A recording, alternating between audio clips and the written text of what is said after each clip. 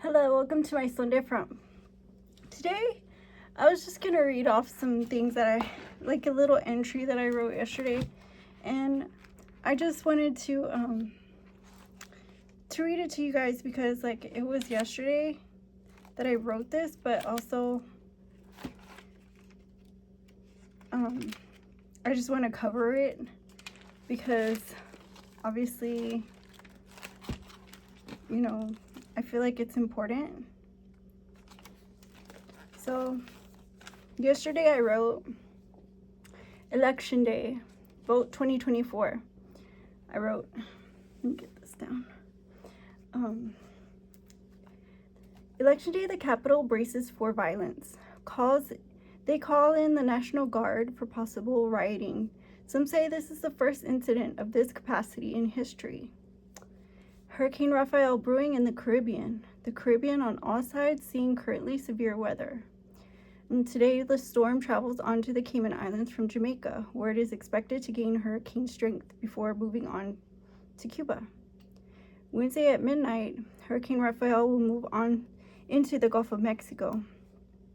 Sunday at midnight, it will move on to land, making landfall at Lake Charles, causing coastal areas as far as south as Surfside, Texas, to see more precipitation, though as a weaker system, possibly as a tropical storm.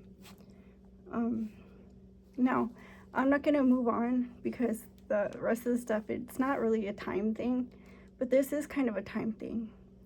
And I thought it was important that I read it like that because, like, this is what I was literally working on. And I know in the morning I had covered the weather, but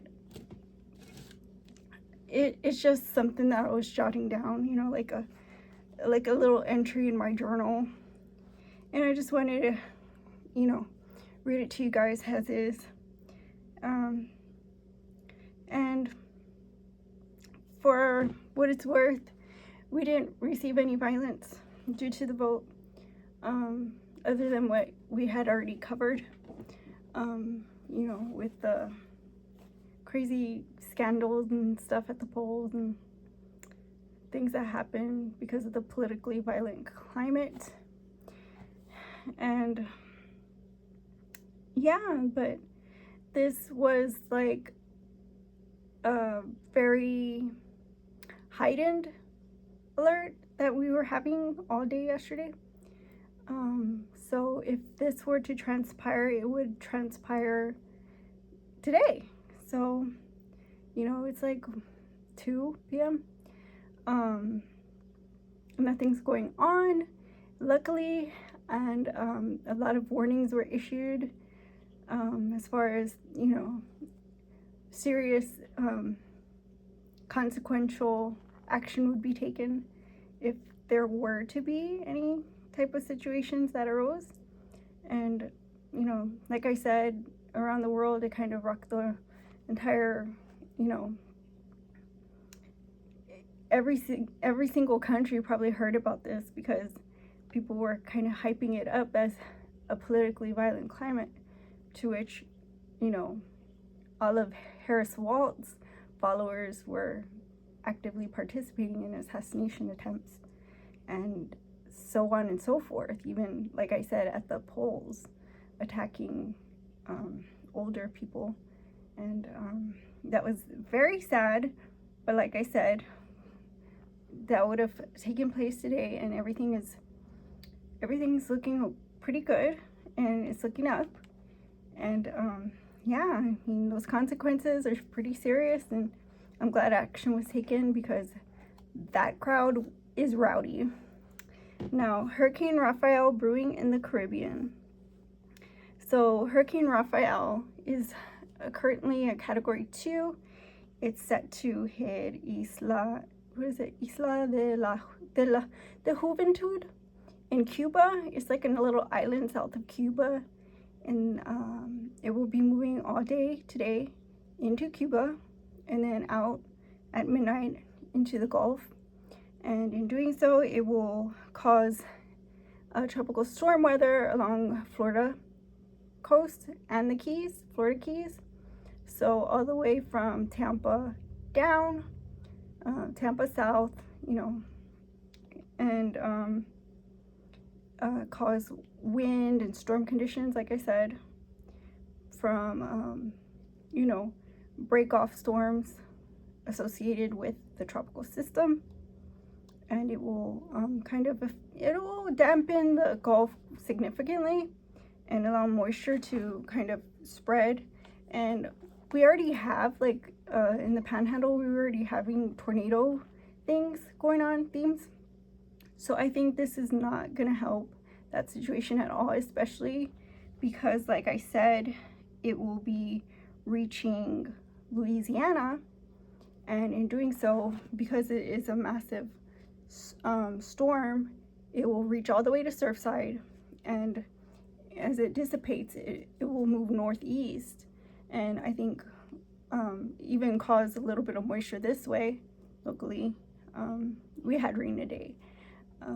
That was pretty cool. It was just like a quick showers, but we had much needed rain today locally in Cincinnati, Ohio.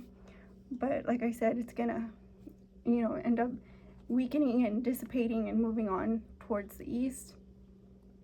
And so it's set to make landfall Sunday midnight. So then Monday, it will still be causing problems north of that area and in the surrounding areas. So the next topic I covered was about the Dana floods. They call it the Dana floods. It's an acronym. It's like a meteorological acronym.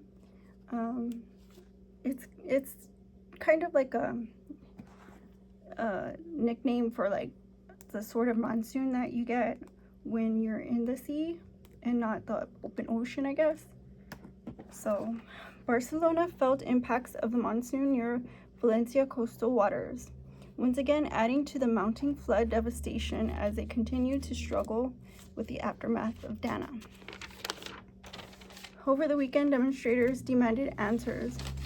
The Prime Minister refused to answer promptly, triggering a consequence of events that led to more pressures by the monarch themselves. The PM of Spain was struck with a shovel and rocks. He shouted in anger that the crown and officials would not take questions. This caused an outcry. They began throwing mud at the king in swarms, and as the queen clenched her fists in anger, the look on her face left the already fed-up crowd in more outrage. Even more outrage. They began pelting her with wads of mud and blocking the king from evading his position. They continued their dialogue through random outbursts of wailing sobs, name-calling, and heartbreaking pleas to aid the survivors who continue to live in the conditions unfit for human life that was once great historic cities. So, Barcelona actually got hit by a flood. I was seeing some footage of Barcelona today. It looks so, Barcelona's gorgeous. All these historic cities in Spain, gorgeous. But Valencia and those areas, were also hit by floods, like I said. And Barcelona was, they saw feet, like a flash flood, like it was really bad. And the Dana that came first really, really devastated those cities. They're still working on them. There's still stacks of cars in the middle of the roads and creeks and reservoirs. The reservoirs are still clogged, so they're really, really pressed right now because, like I said, the monsoon lingers in that region. Because it's the season for that, they are really, really trying to get things cleaned up. And even the civilians have, like I said, activated and been deployed by shuttles. They're staying up in hotels over there with brooms and shovels and, handing out things, supplies, food, you know, anything that would help the residents there, because they don't have food, they don't have dog food, they don't have, you know, clean water, they don't have electricity. Things are just surmounting, and the conditions are unlivable. So yeah, that's a continued effort right now. Typhoon Mars, aka Yingxing, is going over the tip of the Philippine Islands soon. Although it isn't quite entering onto the land, rather crossing over the northernmost coast and rounding back south on its other side, it will bring devastating showers, winds, and tropical conditions. This to take place Thursday at 4 p.m. So Typhoon Mars, aka Typhoon Yingxing, it's near the Philippines right now, and although it should start affecting the northern tip of the Philippine Islands Thursday 4 p.m., which is tomorrow in the afternoon, you know, late afternoon, I believe it's kind of a big storm, so the coastal areas should already be affected. And although it is going over the tip, it's actually going up and around, so that's gonna cause a significant storm there, tropical conditions there, and so it will be going from east to west to the western shoreline,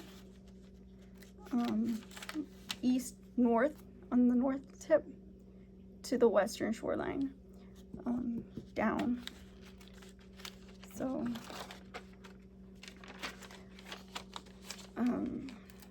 that was written, like I said, those were entries from yesterday, our election day, and today I wrote something.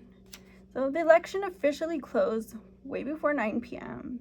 And as I waited for the results, I saw many giving up, headed for bed, much like the Biden admin, as the Red Pill live streamed, excited to announce the 45th and 47th President of the United States of America, Donald J. Trump. But Kamala Harris' team instead announced she had to go to bed. Probably some post-war problems. We continued holding vigil, as did many major networks. We were certain, confident, and impatient. The counter online kept failing, and the counting continued through early morning. They got to 275 on Donald Trump when they called it. And I believe this was before 6, sometime before 6. Many claiming certain miracles of electoral ballot wouldn't have sufficed. The landslide victory was claimed and speech was given. So they were saying Kamala Harris would have to have, they literally said this live on air, she would have to have a miracle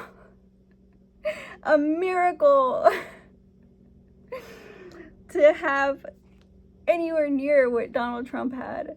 And I didn't really believe this, but as it would turn out, I believe he almost got 280, and we were waiting for her at like I don't know what, but it was kind of sad.